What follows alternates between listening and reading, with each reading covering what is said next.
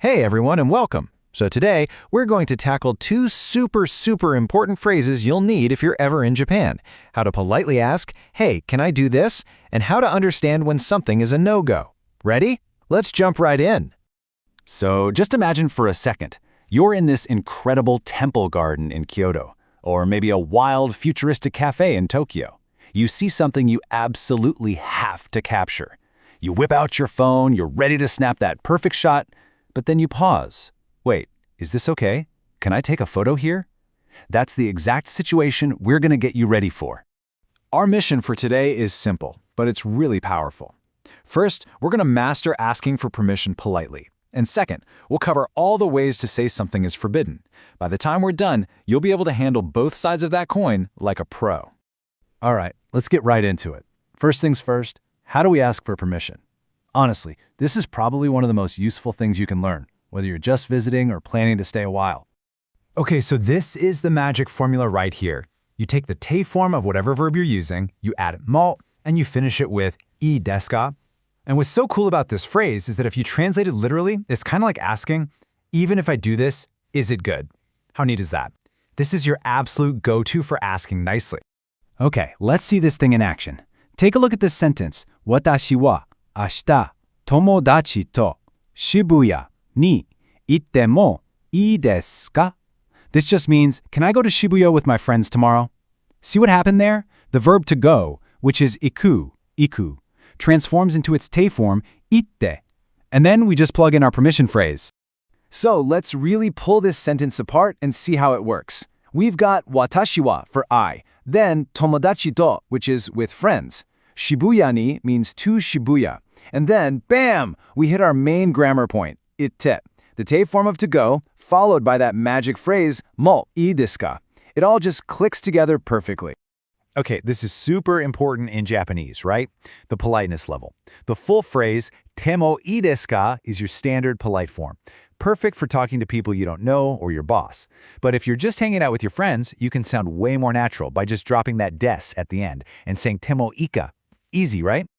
Okay, so we've got asking for permission down. But what happens if the answer is no? Or what if you need to tell someone they can't do something? Let's flip the coin and look at how to express prohibition. You've basically got three main tools in your toolbox for this, and they each have a slightly different feel. The first two are pretty strong, like a you must not command. The third one, though, is a bit softer, more like a please don't request. Let's look at each one. First up, we have verb te form plus wa ikemasen. Think of this as the official rule version. It's very clear, very direct, and pretty formal. This is the kind of language you'll see on a sign at a museum or in a rulebook. It really means one must not do this. So remember our sentence about going to Shibuya? Well, here's how you'd get a very firm no for an answer. あなたは明日、友達と渋谷に行ってはいけません. It means you must not go to Shibuya with your friends tomorrow. It's super direct, no room for confusion, using that same te form, itte. Our second pattern is really similar. Verb, te form, plus wa dame des. Now the key word here is dame. You might have heard this one before. It basically means no good, or not allowed.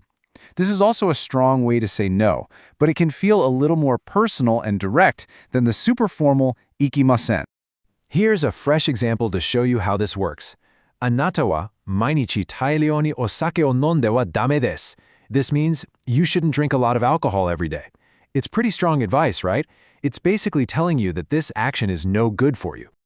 Okay, pay close attention to this third one, because it's a bit of a game changer.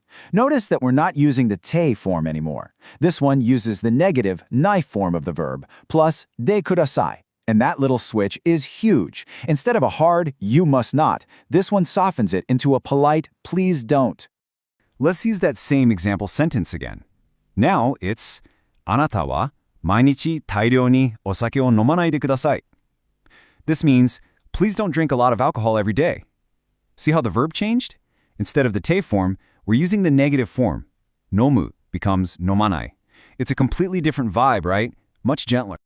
All right, this is where things get really cool and even more useful. Because you can take the exact same logic we just used for actions, for verbs, and apply it to things, to nouns. The key thing to watch here is the particle. It's a tiny change, but it's super important. For asking permission with a noun, you use でもいいですか? And for saying something's not allowed, you use ではダメです. Let's see it in action. Check out this great example for asking permission. 電話するのは夜でもいいですか? 電話するのは夜でもいいですか? The noun we're focusing on is 夜, which means night. So you're literally asking, as for calling, is even the night okay? Which of course just means, can I call you at night? And for the flip side, here's a perfect example of prohibition. Imagine your friend is getting ready for a fancy wedding and they're about to put on jeans. You'd say, ジーンズではいけません. The noun is jeans, and it clearly means jeans are not allowed or you must not wear jeans. So useful. Wow. Okay, we have covered a ton of ground today, from asking to go to Shibuya to telling someone not to wear jeans to a party. So let's wrap this all up with a nice, clean cheat sheet you can take with you. Okay, here is the whole shebang, all in one place.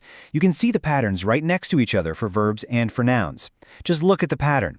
For permission, mo with the verb becomes demo with a noun. For prohibition, ha with a verb becomes dewa with a noun. It's so logical. This is definitely a slide to screenshot for your notes. It's the heart of everything we learned today. And there you have it. That's our full rundown on permissions and prohibitions in Japanese. But you know, learning is one thing, doing is another. So now the ball is in your court. Think about a trip to Japan, or even just practicing with a friend. What's the first thing you would want to ask permission for? I'd love to hear it. Thanks so much for hanging out with me today.